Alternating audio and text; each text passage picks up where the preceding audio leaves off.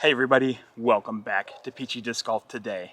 We are getting the car packed up because Lisa and I are going to be meeting up with Lisa's sister Sarah and her husband Dat in order to go glamping on a disc golf course. Let's go check it out.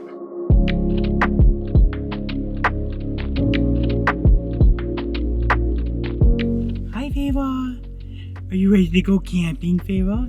We're going glamping. It's going to be fancy camping this time, Fava. Alright, well, we have made it here to the Timberline Gamping Company up in Lula. This used to be the North Georgia Canopy Tours, which did have a disc golf course on it, the original Lula course. And we're going to be playing it tomorrow, but as you can see, it's dark. We are getting a campfire ready. Here's Sarah and Dat and Lisa. Sarah and Dat got here before us. They got a fire started, sort of. Mostly started. So real quick, let's check out our tent. Obviously there's lights, so a little more extra than we're used to. If you want to see some like more rugged camping, you can check out my original YouTube channel, TQM Travels. I'll have a link for it up here in the corner. All right, so here's the tent.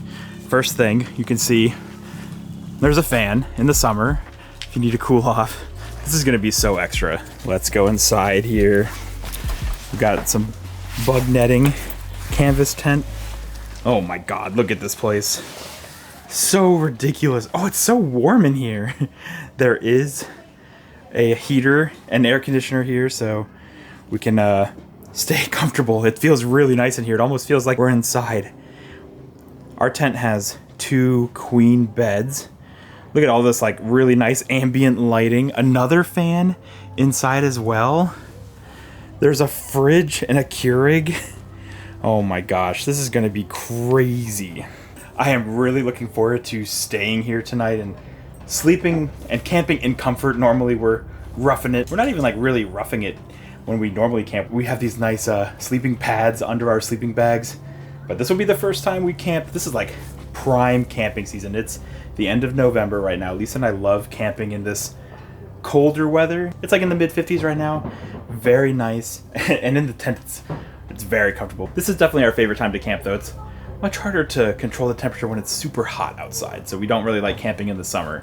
But camping in the fall and in the winter, a lot of fun. Really looking forward to staying here, so not gonna be doing too much more vlogging today. Just sort of have some ambient B-roll as we cook dinner, roast some marshmallows tonight.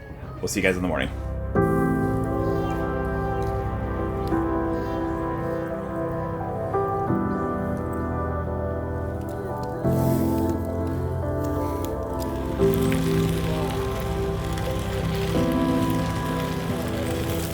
The nachos are going. They're almost ready. I already spilled on myself. Perfect. So smoky. Delicious. This was Sarah's request because she went camping with us one time. Check out that video. It's on TQM Travels. She said, we need to do campfire nachos again. It's one of our best meals for sure. It's so easy to make too. And it's delicious.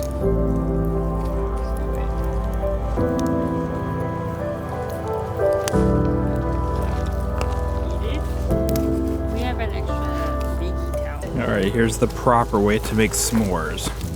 You shove the marshmallow into the middle of the fire. You ignite the entire marshmallow until it's blacker than the night. There it is. Perfect. Then while it's still on fire, you set it on the chocolate. This is totally melting it. It's not doing a thing. I just don't have any more hands anymore. Then we're gonna get the other graham cracker. That's falling apart. Ooh. All right, then you take the s'more. Oh, chomp it.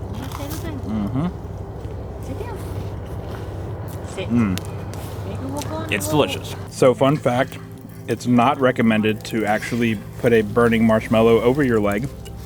I got a little marshmallow here, burned my pants, burned my finger, so maybe don't do that.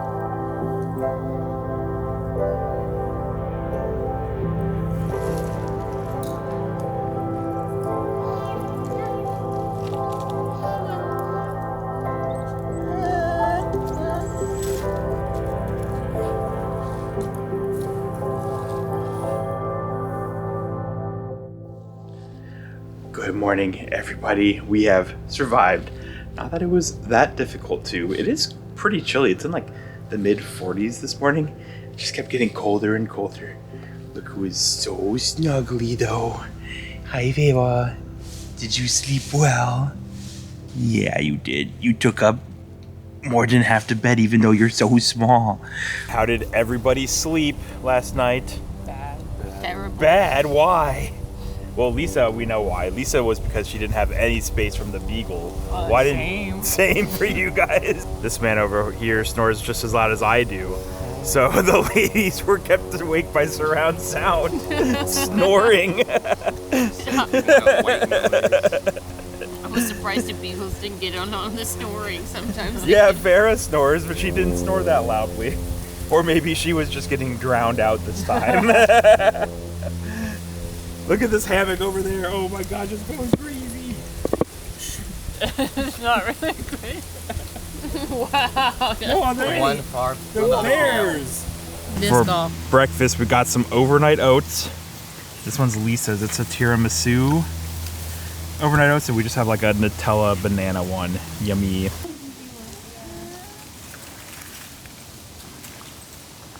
Farrah wants to hammock too. So here on the property, there are 2 disc golf courses. The goal is to try to play both of them. There is a tournament today at the original Lula course. I don't know if they're playing that again tomorrow as well. If not, we're gonna probably play that tomorrow and play Red Hawk Ridge today.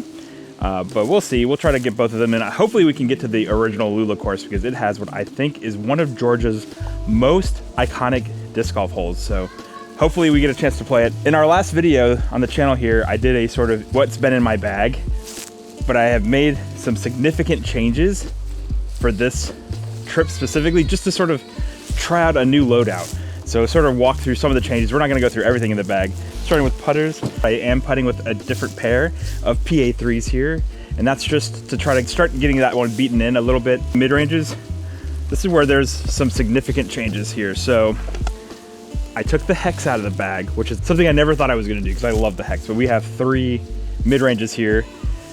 We have the Prodigy Archive. I thought this was gonna happen after I did the little test video using this a couple weeks ago. I loved it, wanted to try it out again, took the Matrix out, going with the Archive. And then I have a pair of M4s. So I have one in 500 Spectrum and one in 400. This 500 Spectrum one is brand new, and it's has not been used very much. So it should fly a little more overstable, whereas this purple one I've had in and out of the bag for a good 6-7 months now.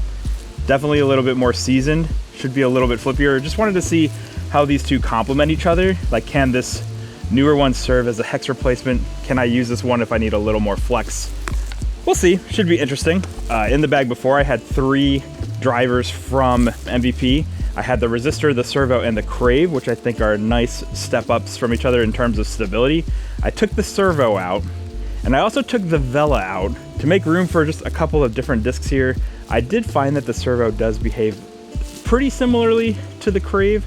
The Servo does have just a tick more stability at the end, but I think we're gonna be able to get similar shot shapes with some of the other discs that I replaced it with. The first of which is, right after my Bear, I have this Prodigy F3 in 400 plastic. This is a 8.5 -22. I tested this while I was testing out that prototype fairway driver from the Prodigy club box, and I found that I'm able to get a nice little hyzer flip out of this, carry straight, but it does still have a nice dependable fade at the end. So I think this will actually fly pretty similar to both of the Servo and the Vela for me, but we'll see out on the course. I also took out the FX4 from the bag because I found that I was getting similar distance and similar shot shape to my Bear, which I prefer throwing. So I used the Bear instead for my very overstable fairway driver, similar to something like a nice fresh T-Bird. I'm just using that for most of my overstable shots. And going into distance drivers is where there's the biggest change. I took out the Wave, I took out the Photon, and I have 4 Prodigy discs here that I was using, but there are 2 sets of 2 molds. So I tried something with this bag where I did a little bit more mold minimization. So I have the 2 M4s. I also have 2 H3 V2s here. That's a 10.5 -1.1. I have one in Spectrum Air plastic, very lightweight. This is 163 grams. Then I have a max weight one here at 173 grams. 500 Spectrum one, the max weight, does have a good overstable finish, whereas this Air Spectrum one is significantly more lightweight. And it does have a good bit of flip to it if I get it on a good release. So I'm thinking that this might be able to sort of serve as sort of a wave replacement. So we'll see, trying both of these out. And the last discs that I have are this pair of X3s here. I tested both of these in that Prodigy Club video. We got this Gothic Edition one, 174 grams max weight, and then another, again, Air Spectrum lightweight at 164 grams. I do get a good bit more flip out of the lightweight one, whereas the max weight one, I still was able to get a little bit of turn, especially in the wind, but it does still have a little dependable fade because they are both 12-speed drivers. So that's what we got going on today. Let's go hit the course. Look at this beagle car. Oh, Minka. Vera, what are you doing? Did you hear how many? All right, we're not gonna show every shot here at the course. That will make this video forever and a day since we're playing 2 courses. Just have some highlights with some nice background music. Sarah's first throw in like over a year. Into the gorge. Whoa! Well, it's not the gorge. I think it's okay. Everyone knows you get 2 off. 2 off the first. Oh yeah, Look at that was a great first. Let's go. That's like halfway. That was really good. Solid. Great try. Ooh, look at that. Get up there.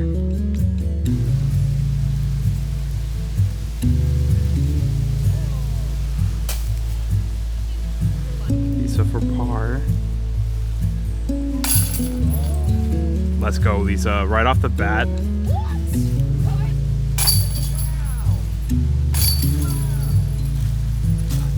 Right, I like to do extra footies too. Lisa, 2 for 2. All right, first hole here where I have to use a new disc.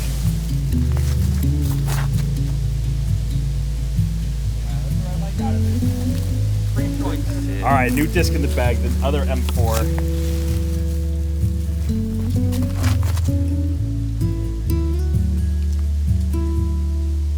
Okay, nice. Edge of circle there. Check this out, Peachy sponsored tournament shirt.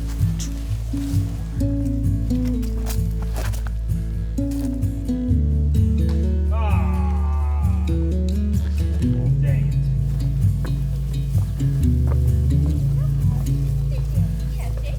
Hey, got a big, wide open hole here, par 5. Let's see if this Gothic X3 does it hold up to what I was doing with it before.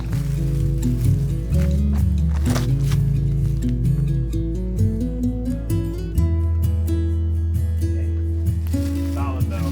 583 V1. Oh, that's flippy. Alright, I'm gonna try the lightweight H3 V2 here.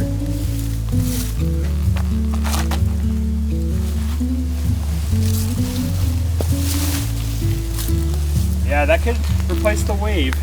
Trying out the archive here.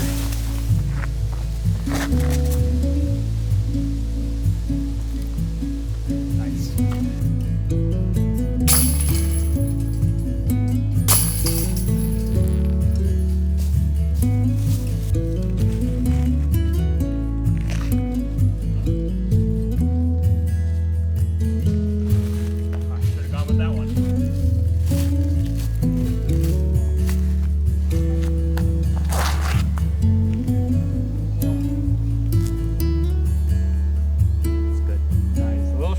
I'm going to try this F3 out. There's a headwind, so I think it'll stay turned if I throw it off to the left a little.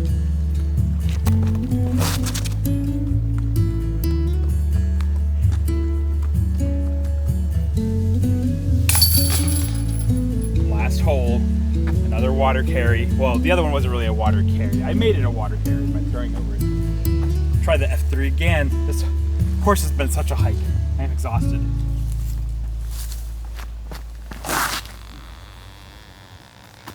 I like that disc. It's got a little bite to it.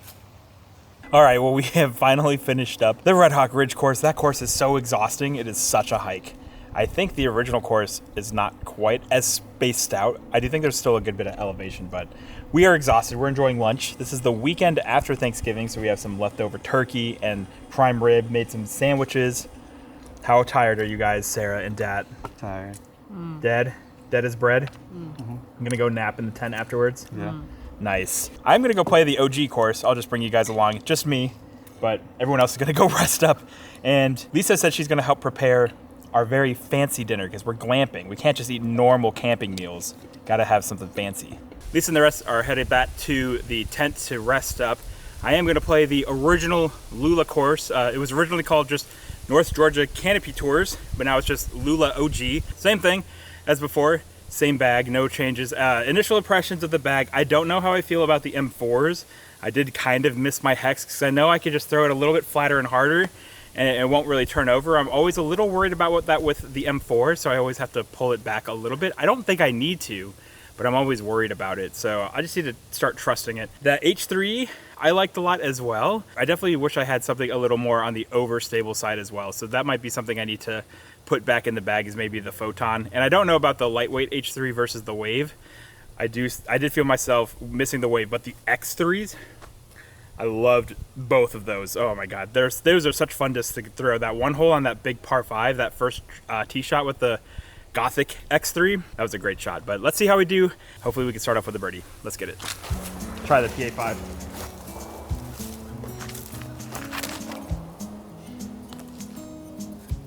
That'll be good.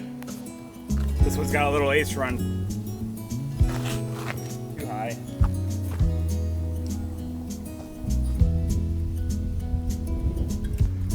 Well, this is just unfortunate. How did this even happen?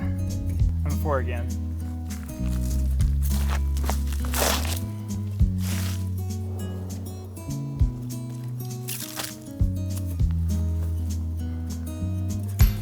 Oh, so close again.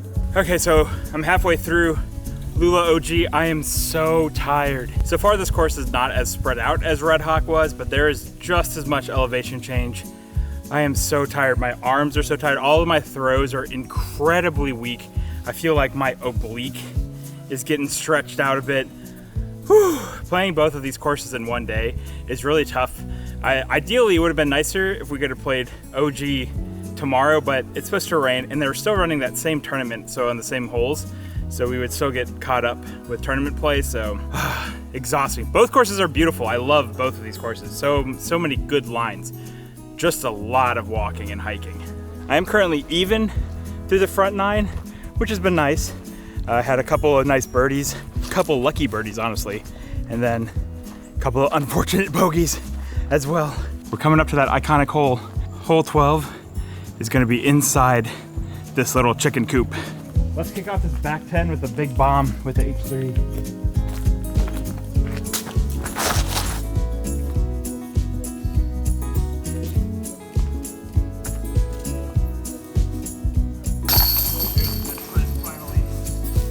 Okay, here it is, hole 12 at the original Lula course. In my opinion, one of the most iconic holes in Georgia.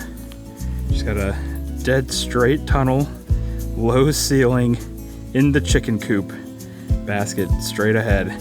Let me know down in the comments, what are you gonna be throwing for this shot? For the short tee that I'm gonna be going to, it's 288 feet. Long tee is 338 feet, so let me know what you're throwing down below. I'm going to be throwing something that's going to hit either the ceiling or the sides. It's going to have a crazy bounce, and it's going to be very difficult to get a par. The disc I'm going to do that with is going to be the Crave.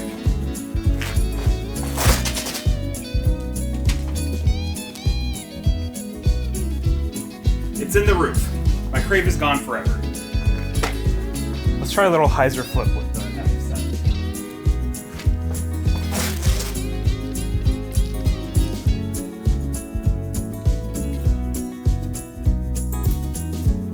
Birdie look. Somehow my disc floated up in here. Let's see if I can find it, maybe prod it out with a stick. Well, no luck, unfortunately, which really sucks because that was probably my favorite disc in the bag. So if you're watching this Lula Disc House, check out that roof to get it back to me. I'll be stoked. I'm giving myself a consolation birdie though, but I think I deserve it, right?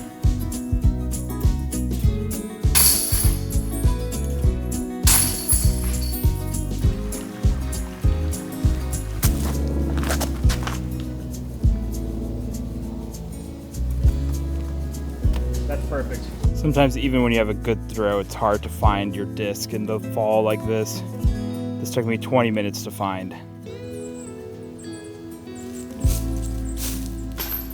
Oh, let's go. Really, really cool green though. Let's try to get this putt for par.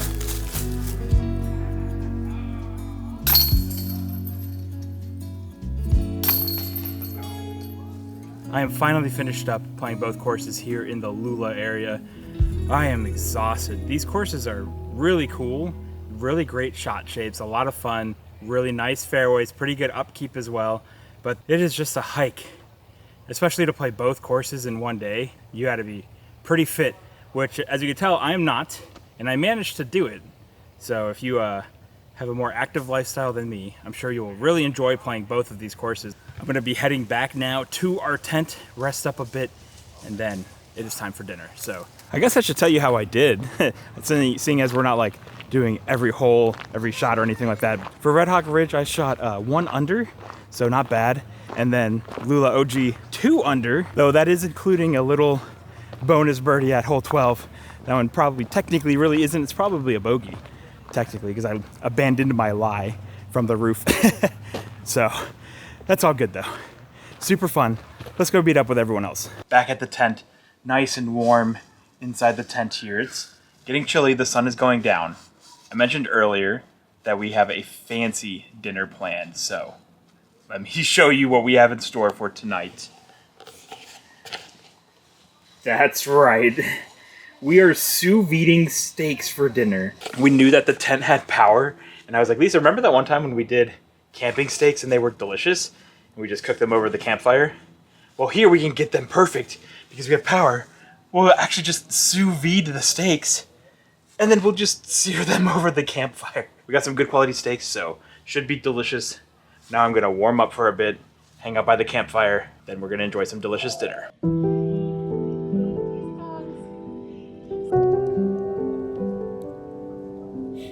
All right, we got a ribeye here, some New York strips.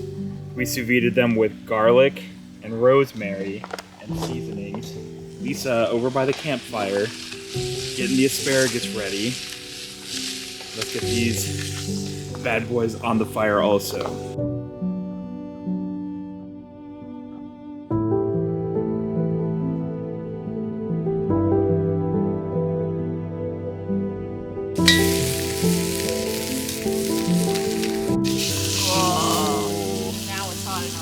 Cheers, everybody. Look at this meal here. Got the steaks, asparagus. I am excited for the steak, but I really want to try this asparagus. Wait, is this y'all? As is probably some of this. The smoky flavor, so good.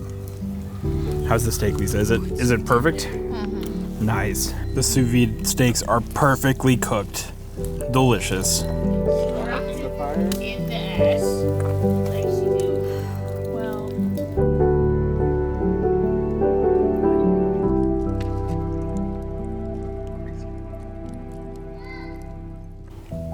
Look at this snuggle beagle. Minka! You love us. That's the wrong bed, Minka. Same. She wants to cuddle with you, Veva. We are exhausted, full of delicious food and s'mores. Now, it's not even that late, but I am ready to just pass out. We'll see you guys in the morning. Good morning. We, once again, survived a nice, easy night of glamping. Having some breakfast before we check out. Lisa's cooking us these sausages. So, some pancakes and sausages for breakfast.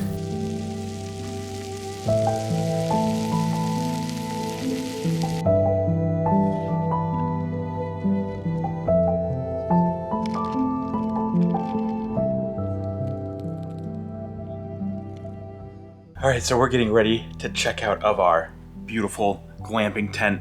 We had a great time glamping up here in Lula, but before we head out, just thought I'd sort of give you some of my thoughts with this new bag here. First off, with the M4s here, I definitely don't think I need both.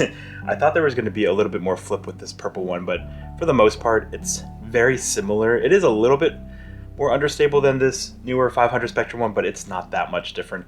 I did like the 500 Spectrum M4, so maybe I am gonna have to do a little bag battle between that and the Hex to see which one I like a little bit more. But I do think as a compliment, I would want something a little more understable. And I found that I was missing my Peach a little bit. It does sort of get a little bit more distance than my PA5, but not quite as much as the Stig.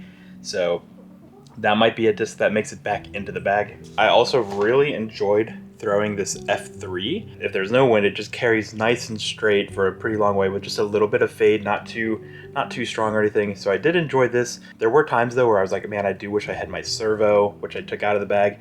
So I don't know, I might have to try to do a little bag battle for that sort of slot, just as sort of straight to slightly overstable fairway driver.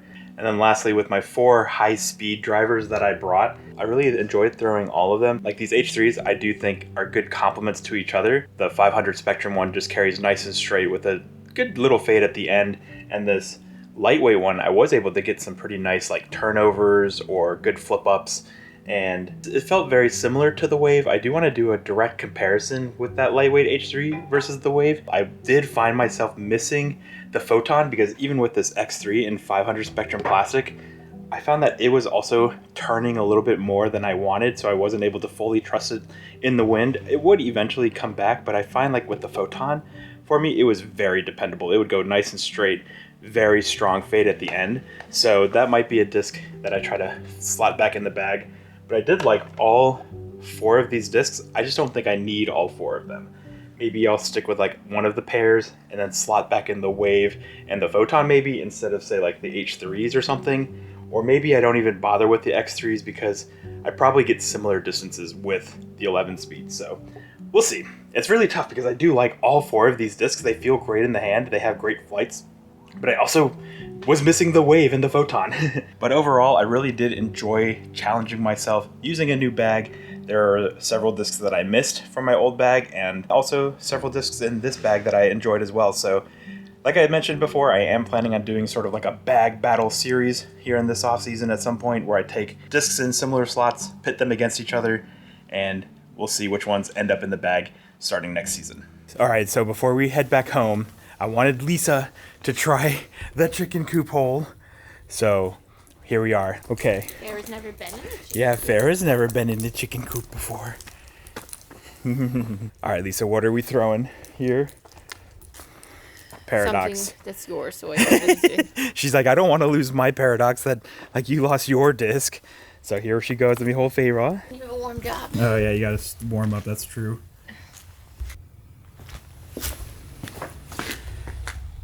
That was money. Let's go, Lisa. That was so sick. Oh gosh. Ooh. Check this out. I brought my 360 camera. We're gonna shove it in the little opening where I lost my disc. Let's see if we can find it. Check out this chicken coop hole. Walking through. This is what it looks like if you're walking through. Got all these little stringy things. Gotta have string. they do mess with your disc too if you hit them wrong. It just sort of messes with it like a little branch would. So weird. Oh, Lisa, you outthrew me by like a mile. Yeah, that's true. Here's the hole where I lost mine. That's in the end, though.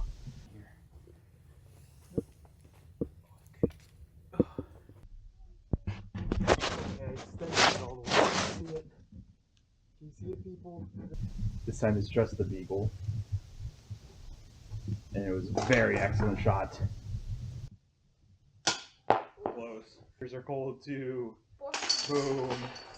Yeah, this hole is so much fun. Even though this hole ate my favorite disc, I do think this is one of Georgia's most iconic holes. If you are a Georgia disc golfer, let me know in the comments. What other holes do you think are like iconic Georgia disc golf holes? Another one for me that comes to mind is the cave hole at Etowah. But I'd love to hear what you guys think as well, so definitely let me know down in the comments below. But that is going to be it for this episode. We had so much fun. It's the Timberline Gamping Company up here in Lula. So much fun. Really highly recommended if you're in the area. Only like an hour and a half away from Atlanta. Really easy to get to. That's going to be it for this episode, guys. Thank you so much for watching. If you haven't, I would greatly appreciate it if you would consider subscribing to the channel. If you enjoyed watching this video, be sure to give it a thumbs up and ring that notification bell so you can be notified when our next episode comes out. Until next time, guys, cheers.